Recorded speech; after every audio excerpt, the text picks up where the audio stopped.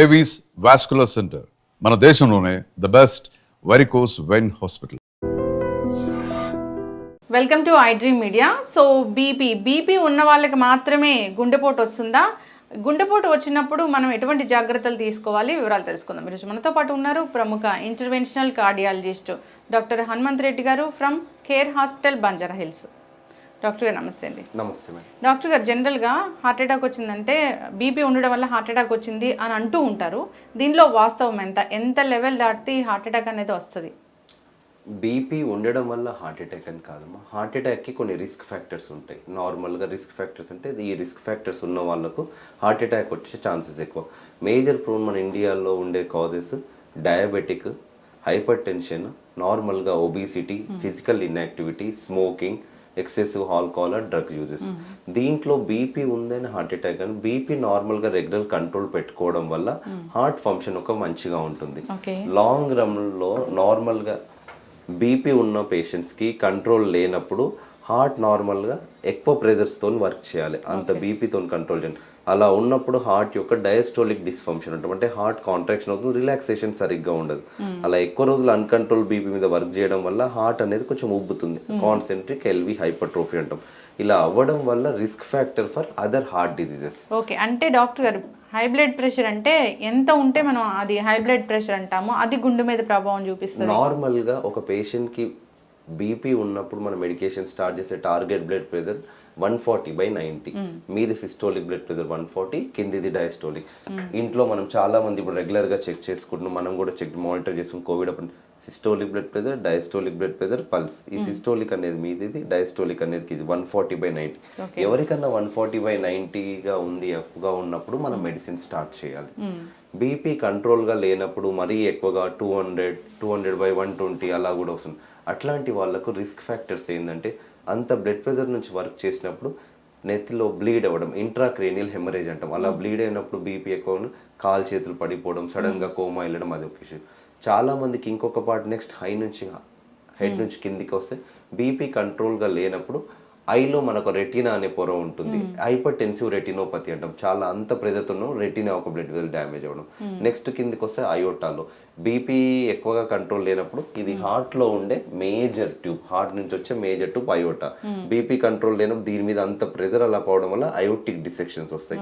Heart లోపలికి వస్తే LV hypertrophy అంటాం. బీపీ కంట్రోల్ లేనప్పుడు కిడ్నీలో ఒక ప్రెజర్స్ అలా మంచిగా లేనప్పుడు కిడ్నీ వల్ల ఎఫెక్ట్ అవుతుంది.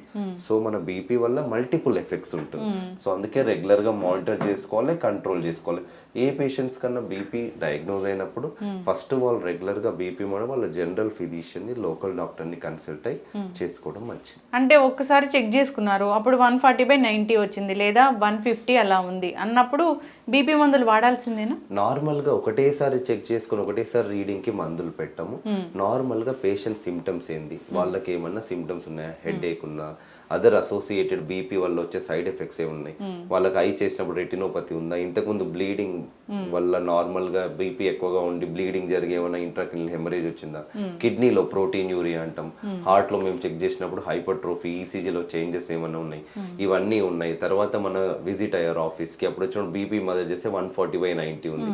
ఈవెన్ ఆ 140/90 ఉన్నా నార్మల్ గా ఇవన్నీ ఏం సిమ్టమ్స్ లేకపోతే వాళ్ళని ఇంట్లో మానిటర్ చేసుకోమంటాం రెగ్యులర్ గా 7 days to ఒక 14 days రెగ్యులర్గా. ఆ మానిటర్ చేసేటప్పుడు కూడా వాళ్ళు రిలాక్స్గా కూర్చొని స్టేబుల్ పొజిషన్ తీసుకొని అప్పుడు మానిటర్ చేసుకోవాలి. మానిటర్ చేసుకునే ముందు స్మోకింగ్, కెఫిన్ అట్లాంటి ప్రొడక్ట్స్ అవాయిడ్ చేసి 1-2 hours తర్వాతనే చెక్ చేసుకొని రెగ్యులర్గా రీడింగ్ రాసి అప్పుడు డాక్టర్ వాళ్ళ దగ్గరికి వెళ్తే బీపీ 140/90 చాలా విజిట్స్లో ఎక్కువగా ఉందంటే అప్పుడు మందులు స్టార్ట్ చేయాలి. ఒకటే రీడింగ్ మనం టెన్షన్ పడి బీపీ చెక్ చేసుకోగానే 150/90 వచ్చింది మందులు స్టార్ట్ చేయాలంటే అలా స్టార్ట్ చేయదు. మనం నార్మల్గా యాక్టివ్గా ఉన్నప్పుడు, ఎగ్జర్ట్ చేసినప్పుడు, కోపపడినప్పుడు ఆటోమేటికల్గా బీపీ పెడుతుంది. సిస్టోలిక్ బ్లడ్ ప్రెషర్ ఏదైతే ఉందో 140-150గా ఎక్సర్సైజ్ చేసినప్పుడు దాని రీడింగ్ తో మనం స్టార్ట్ చేయొచ్చు. ఓవరాల్ పేషెంట్ తన symptoms, other associated multiple readings పక్కా. సార్ కొంతమందికి హాస్పిటల్ రాగానే కొంచెం టెన్షన్ పడతారు, దాన్ని వైట్ కోట్ హైపర్ టెన్షన్ అంటాం. హాస్పిటల్ రాగానే అప్పుడు కూడా నిజంగా వాళ్ళ ఇంట్లో చెక్ చేసుకుంటే మంచిగా ఉంటుంది. దీన్ని టెస్ట్ చేయడానికి కొంతమందిలో అంబులేటరీ బ్లడ్ ప్రెషర్ మానిటరింగ్ చేస్తాం. అంటే 24 hours వాళ్ళకు ఒక మిషన్ పెట్టి ఇంటికి పంపిస్తాం. వాళ్ళ ఇంట్లో వాళ్ళ పనులన్నీ రెగ్యులర్ గా చేసుకుంటుంటూ అప్పుడు నార్మల్ గా బీపీ చెక్ రీడింగ్ చూసి అప్పుడు కూడా దాంట్లో ఎక్కువ ఉంటే అప్పుడు స్టార్ట్ చేయడం మంచిది. ఓకే, 140 కన్నా ఎక్కువ ఉన్నప్పుడే. 140/90 కన్నా రెగ్యులర్గా ఉన్నప్పుడు. దాంట్లో నాక్టర్నల్ పడుకున్నప్పుడు నార్మల్గా పేషెంట్స్కి బీపీ డ్రాప్ అవుతుంది. మనం మంచిగా రిలాక్సేషన్లో ఉంటాం. అప్పుడు నాక్టర్నల్లో 130/80 రీడింగ్స్ని తీసుకుంటాం. ఓవరాల్ 24 అవర్స్ రీడింగ్ తీసుకుంటాం. నార్మల్ 140/90 డిఫరెంట్ రీడింగ్ తీసుకుని అప్పుడు స్టార్ట్ చేయాలి. ఓకే డాక్టర్ గారు, ఒకసారి స్టార్ట్ చేశారు బీపీ మెడిసిన్ అనేది, ఇంకా అది లైఫ్ లాంగ్ వాడాల్సిందేనా? నార్మల్గా ఒకసారి బీపీ ఫస్ట్ టైంలో డయాగ్నోస్ చేసి అన్ని కారణాలు రూల్ అవుట్ చేసేసి బీపీకి కొన్ని ప్రైమరీ కాజెస్ అంటాం, సెకండరీ కాజెస్. ప్రైమరీ కాజెస్ అనేది, సెకండరీ కాజెస్ అంటే దేని వల్ల వాళ్ళకి ఏమైనా హార్ట్ కోయాక్టేషన్ ఆఫ్ అయోటా, హార్ట్ వల్ల ఉన్న ప్రాబ్లం వల్ల వచ్చిందా, కిడ్నీ ఎఫెక్ట్ వల్ల, సీకేడి పేషెంట్స్ వాళ్ళకు కూడా బీపీ వస్తుంది. నార్మల్ కొన్ని థైరాయిడ్ ఇష్యూస్. సో బీపీ వచ్చిన ప్రతి పేషెంట్ కి ఒక సిబిపి, ఒక క్రియాటిన్, కిడ్నీ ఫంక్షన్ టెస్ట్, వీలైతే ఈసీజీ, నార్మల్ గా పరిగణంలో అక్కడ మంచిగా ఉంది అన్న హార్ట్ ప్రాబ్లమ్, ఈసీజీలో ఏమైనా ఎల్విహెచ్, లెఫ్ట్ వెంట్రికులర్ హైపర్ట్రోఫీ అంటాం, హార్ట్ యొక్క లెఫ్ట్ పార్ట్ యొక్క నార్మల్ గా ఉబ్బినప్పుడు ఎక్కువ కూడా వీలవుతాయి. USG abdomen 2C kidney size. ఈ రోజు ఇంకోటి CUE, urine test, urine albuminuria, protein, ఇవన్నీ నార్మల్ గా ఉన్నాయి. తర్వాత కొన్ని రోజుల తర్వాత దీన్ని పీరియాడికల్ గా మానిటర్ చేసుకుంటాం 2 to 3 years. బీపీ ఏమైనా కంట్రోల్ అయినందువల్ల ఏమైనా పెరిగాయా, పెరిగితే బీపీని అడిక్వేట్ కంట్రోల్ చేసుకోవాలి. ఒక్కసారి బీపీ వచ్చిందంటే వాళ్ళు రెగ్యులర్ గా మందులు వాడుతూ ఉండాలి. ఎట్ ద సేమ్ టైం వాళ్ళు చేయాల్సింది ఏంటంటే నార్మల్ గా రెగ్యులర్ గా యాక్టివిటీ చేయాలి. నార్మల్ రెగ్యులర్ వాకింగ్ వెళ్ళడం, life style modification, smoking, risk factors ఉంటే అట్లాంటివన్నీ కంట్రోల్ చేస్తే బీపీని మనం రెగ్యులర్ గా కంట్రోల్ చేయొచ్చు. డోస్ కూడా పెంచకుండా అదే దాంట్లో స్టేబుల్ పెట్టొచ్చు. ఓకే, ఎస్ డాక్టర్ గారు. సో హార్ట్ అటాక్ అనేది వచ్చింది అని చెప్తూ ఉంటారు. ఏది బాగా నొప్పి వస్తే డాక్టర్ దగ్గరికి వెళ్ళినప్పుడు హార్ట్ అటాక్ అంటారు. అప్పుడు వాళ్ళకి ఖచ్చితంగా బీపీ ఉంటుందా? సో బీపీ ఉంది, వాళ్ళకి హార్ట్ అటాక్ వచ్చింది అన్నప్పుడు దాన్ని ఎలా కంట్రోల్ చేసి ట్రీట్మెంట్ అనేది ఇస్తారు? నార్మల్గా హార్ట్ అటాక్ వచ్చిందంటే నార్మల్గా పేషెంట్ సడన్గా ఛాతీ నొప్పి రావడం, ఆయాసం రావడం, నియర్ బై హాస్పిటల్కి వెళ్ళినప్పుడు వాళ్ళు ఈసీజీ తీసి మేజర్ హార్ట్ అటాక్ ఉందని.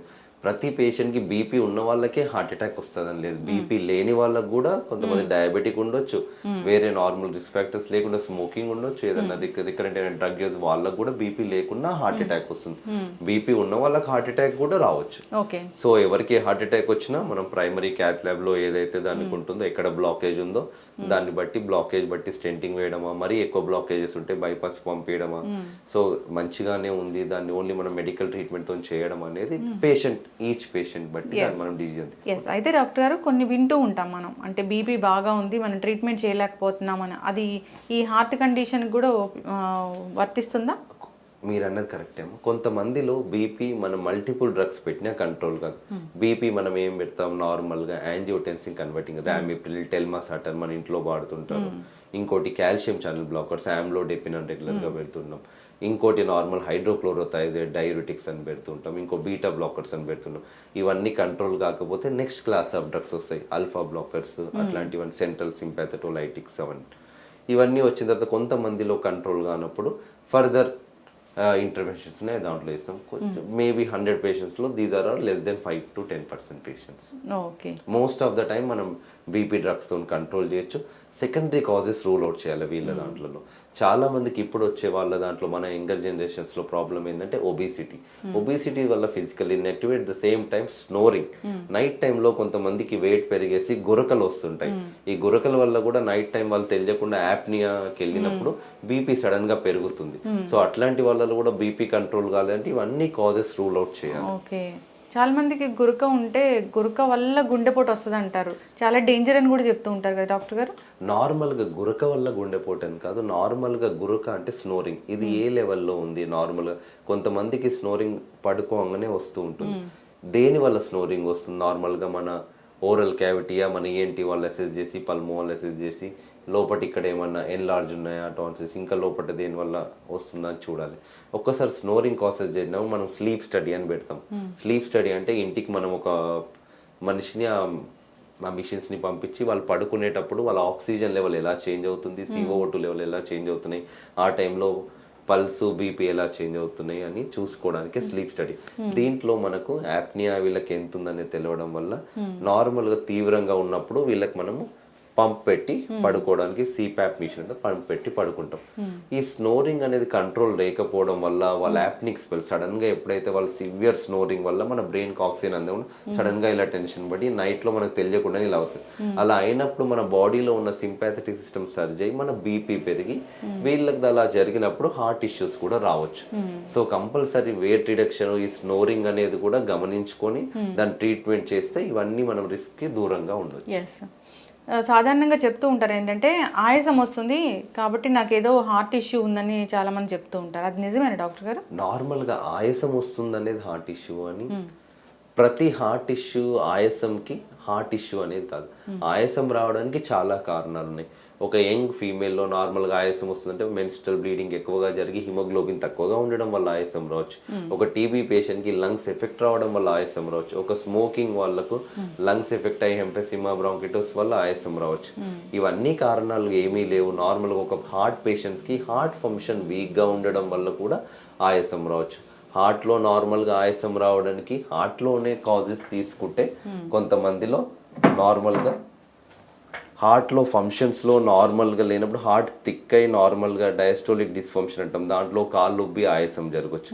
కొంతమందిలో ఈ అయోటిక్ స్టీనోస్ ఏదైతే హార్ట్ నుంచి వాల్వ్ అయోటక్ పోతుందో ఇది సన్నబడినప్పుడు కూడా ఛాతీ నొప్పి ఆయాసం జరగచ్చు.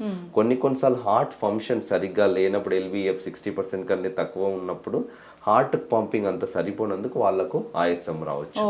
సో ఆయాసం రావడానికి మల్టిపుల్ కాజెస్ ఉన్నాయి.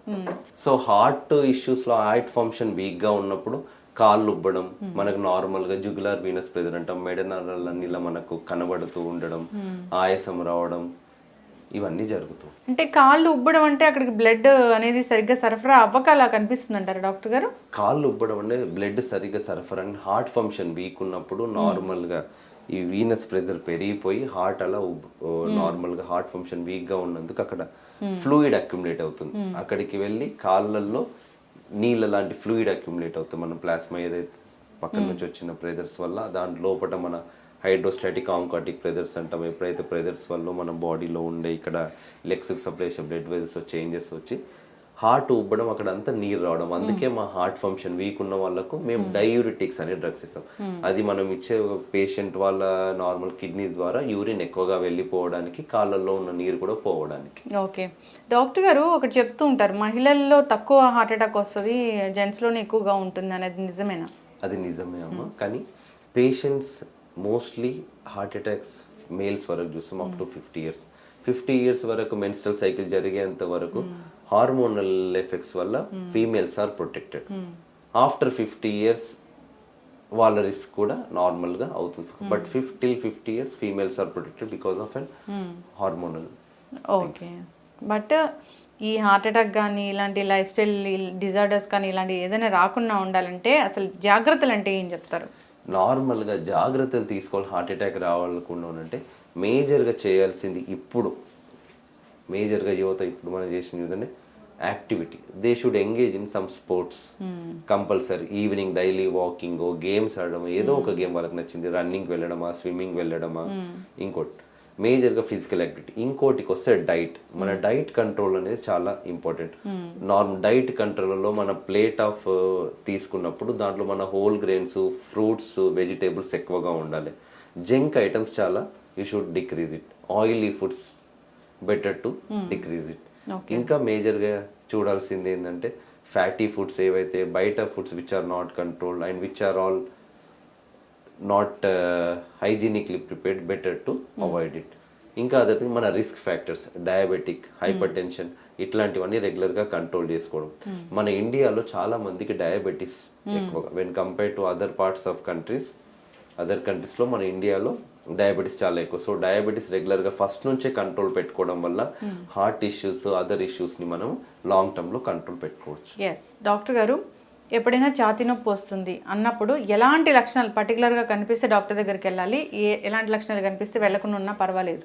ఒకరికి నార్మల్గా ఛాతీలో నొప్పి, ఆయాసము, ఏదో ఇబ్బంది కరడము, ఇక్కడ దవడలు లాగడము, ఎడమ చేతి లాగడము, ఏదో అన్ఈజీనెస్ ఉందంటే better to visit hospital or better to visit local డాక్టర్ని కన్సల్ట్ అయ్యి ఇలా నొప్పి వస్తుంది, తీవ్రంగా ఉంది అని కన్సల్ట్ అయితే వాళ్ళు ECG తీస్తారు. దాన్ని బట్టి ఫర్దర్గా మనం ట్రీట్మెంట్ తీసుకోవచ్చు. ఓకే. సో కొంతమందికి సార్ నేను ఇప్పుడే స్పైసీ ఫుడ్ తిన్నా, కొంచెం మంటలాగా ఉంది, కానీ నేను నడుస్తుంటే ఛాతీలో నొప్పి ఆయాసం ఏమీ లేదు, నేను గ్యాస్ మందు తీసుకుంటే తగ్గిపోయింది, ప్యాంటప్రోజోల్ తీసుకుంటే తగ్గిపోయింది అంటే దట్స్ ఓకే. కానీ బట్ ఆ పెయిన్ ఇంకా తగ్గట్లేదు అని అంటే compulsory you should visit to a nearby hospital or a doctor. Okay. Pain అనేది ఏదో ప్రెషర్ చేసినట్లుగా వస్తుందా డాక్టర్ గారు? పెయిన్ ఛాతీలో ఒక భారం పెట్టినట్టు, ఏదో ఒక చెస్ట్ హెవీనెస్ అంటాం, ఇలా ఇట్లా చూసుకొని ఛాతీలో ఇలా హార్ట్ సప్లై రక్తం నార్మల్గా నర్వ్స్ ఇక్కడ కూడా సప్లై, అందుకే ఇక్కడ కూడా పెయిన్ రావడం, కొంతమందికి దవడలో ఇవన్నీ నొప్పి వచ్చినప్పుడు compulsory you should visit to nearby hospital or your local family doctor. జనరల్గా ఈ హార్ట్ అటాక్ అంటే లెఫ్ట్ సైడ్ మాత్రమే వస్తుందా, ఇంకా ఏదైనా ఛాతీ భాగంలో ఇంకా ఎక్కడ వచ్చినా అది కూడా హార్ట్ అటాక్ అనుకోవచ్చా? నార్మల్గా మోస్ట్ ఆఫ్ ద టైమ్స్ మన హార్ట్కి చాలా మందికి లెఫ్ట్ సైడ్లో ఉంటుంది నార్మల్గా. అందుకే మీరు అన్నట్టు వాళ్ళు ఫిలిమ్స్లో చూపించిన లెఫ్ట్ సైడ్ ఇలా చెస్ట్ పెయిన్ అలా రాగానే జస్ట్ ఇట్స్ ఫర్ దెమ్ ఆడియన్స్కి ఎట్లా ఎక్కడైతే ఎక్కువ నొప్పిగా ఉంటుందో వెంటనే మనం ఇలా పెట్టుకుంటాం ఎక్కడ నొప్పి వస్తే అలా. అలా నొప్పి వచ్చినప్పుడు చెమటలు రావడం, ఆయాసం జరగడం ఇవంటివి నార్మల్గా మేజర్గా వస్తుంది. కొంతమందికి రెండు పక్కల కూడా ఛాతీ నొప్పి రావచ్చు, కొంతమందికి దవడల్లో జరగవచ్చు, ఏదో ఒక ఇబ్బందికరం ఉంటుంది. డయాబెటిక్ పేషెంట్లో చాలా తీవ్రంగా నొప్పి తెలియకపోవచ్చు, వాళ్ళ డయాబెటిక్స్ పేషెంట్స్ లో వాళ్ళ దాంట్లో ఆయాసం రావచ్చు. సో డయాబెటిక్ పేషెంట్ సడన్ గా మంచి ఉన్న వాళ్ళ ఆయాసం వస్తుందన్నా కానీ డాక్టర్ ని విజిట్ అవ్వాలి పెయిన్ లేకుండా. ఓకే. సో ఏదైనా డిస్కంఫర్ట్ ఫీల్ అయితే ఒకసారి హాస్పిటల్కి వెళ్తే మంచిది. గ్యాస్ పెయిన్ అని అలాగని పోస్ట్ పోన్ చేయకుండా త్వరగా వస్తే మనం బ్రతికించే ఛాన్స్ అనేది ఉంటుందా డాక్టర్ గారు? నార్మల్ గా ఒక పేషెంట్ కి హార్ట్ అటాక్ వచ్చినప్పుడు వాళ్ళకు మేజర్ గా ఒక వెజిల్ బ్లాక్ అవుతే వెంటనే వాళ్ళకు హార్ట్ లో ఉన్న కొట్టుకోవడం, వెంట్రికులర్ టాకికార్డియస్ అట్లాంటివి రావడం వల్ల వాళ్ళకు మోర్టాలిటీ ఎక్కువ. ఇంకోటి హార్ట్ అటాక్ వచ్చినప్పుడు హార్ట్కి సప్లై రక్తనాళం బ్లాకేజ్ ఉంటే బ్లాకేజ్ ని మనం క్లియర్ చేసి with in 60 minutes to 120 minutes చేసినప్పుడు వాళ్ళకి రిజల్ట్స్ చాలా ఎక్కువ. ఎప్పుడైతే ఇది డిలే జరుగుతుందో హార్ట్ యొక్క మజిల్ వీక్ అయిపోతుంటుంది. అందుకే hour is the time is the muscle. So ఎంత మనం తొందరగా వెళ్తే అంత మంచి రికవరీ, ఎంత లేట్ గా వెళ్తే హార్ట్ ఫంక్షన్ వీక్ అవుతే అంత late recovery. So always better to go early as early as possible. Yes doctor గారు, సో హార్ట్ అటాక్ వస్తుందేమోనని భయపడే వాళ్ళు కొన్ని టాబ్లెట్స్ అనేవి ఖచ్చితంగా ఉంచుకుంటే డాక్టర్ దగ్గరికి వెళ్ళేలోపు వాటిని నోట్లో తీసుకోవడం వల్ల వెంటనే రికవర్ అనేది అవుతుంది, హార్ట్లో బ్లాక్ అనేది తగ్గిపోతుంది అంటారు. అది నిజమేనా? అది అలా హార్ట్ అటాక్ వస్తుందేమో అని భయపడి అలా టాబ్లెట్స్ పెట్టుకోవడం ఇట్స్ నాట్ రికమెండెడ్ అమ్మా. ఒకసారి హార్ట్ అటాక్ వచ్చిన పేషెంట్స్కి మేమేమైనా నొప్పిగా ఉంది అంటే వాళ్ళకి నొప్పి వస్తే సార్బిట్రేట్ అంటాం, సబ్లింగ్వెల్ నాలుక కింద పెట్టుకుని హార్ట్ అటాక్ వచ్చిన పేషెంట్ నొప్పి రిలీవ్ చేయడానికి వస్తాదేమో అని చెప్పి ఇలా టాబ్లెట్స్ పెట్టుకోవడం ఇది not at all recommended. First what is your coronary status, వాళ్ళకి నిజంగా నొప్పి వస్తుందంటే వాళ్ళకి హార్ట్ ఈసీజీ ఎక్కువ అని టెస్ట్ చేయించుకొని మంచిగా ఉందంటే ఇలాంటి వాడాల్సిన అవసరం ఏం లేదు. హార్ట్ అటాక్ వచ్చింది పేషెంట్కి, సో తీసుకొస్తున్నారు, ఏదైనా మెడికల్ షాప్లో పర్టికులర్గా ఈ టాబ్లెట్ తీసుకుని వాళ్ళకి వేస్తే సో పేషెంట్ బతుకుతాడు అనేది ఏమైనా ఉంటుందా? నార్మల్గా హార్ట్ అటాక్ వచ్చినప్పుడు మనం నిజంగా మీరు హాస్పిటల్కి వెళ్ళి అక్కడ ఈసీజీ తీయంగానే నార్మల్ హార్ట్ అటాక్ ఉందంటే వెంటనే హాస్పిటల్లో ఎమర్జెన్సీలోనే వాళ్ళకు మేము రాగానే యాంటీ ప్లేట్లెట్స్ అంటాం, ఎకోస్పోరిన్, క్లోబిడోగ్రిల్, కొత్తగా టికాగ్రిలర్, ఇంకోటి కొలెస్ట్రాల్ లోయరింగ్ మెడికేషన్స్, స్టాటిన్స్ అంటాం, ఇవి వెంటనే మేము ఇచ్చేసేస్తాం. ఎవరి పేషెంట్ హార్ట్ అటాక్ వచ్చినా ఎమర్జెన్సీగా 2 degrees. ఓకే. సో ఇవి కూడా నార్మల్ గా పేషెంట్ అసిస్ట్ చేసి ఇవ్వాలి.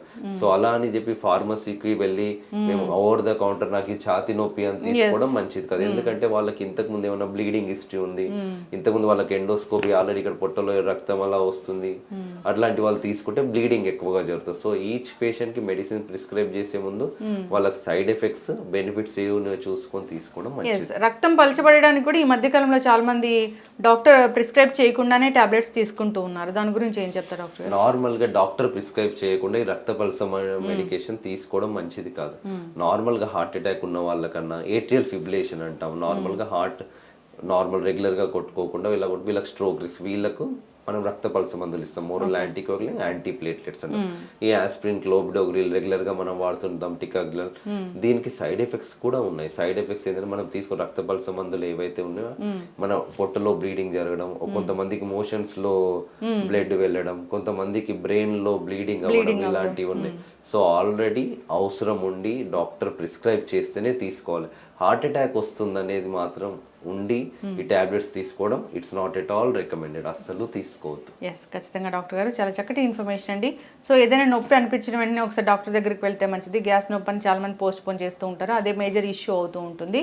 ఇక అంతేకాకుండా లైఫ్ స్టైల్ అనేది చాలా చేంజ్ చేసుకోవాలి. ఈ బీపీలు ఇలాంటివి ఉంటే ఖచ్చితంగా మానిటరింగ్ అనేది ఉండాలి. సో టాబ్లెట్స్ అనేవి ఖచ్చితంగా వేసుకుంటూ ఉండాలి, ఫాలోఅప్స్ కూడా ఉండాలి మీరు చెప్పినట్టు డాక్టర్ గారు. సో అందరూ కూడా హెల్తీగా హ్యాపీగా ఉండాలని కోరుకుందాం. చాలా చక్కటి ఇన్ఫర్మేషన్ అండి, ధన్యవాదాలు. Thank you.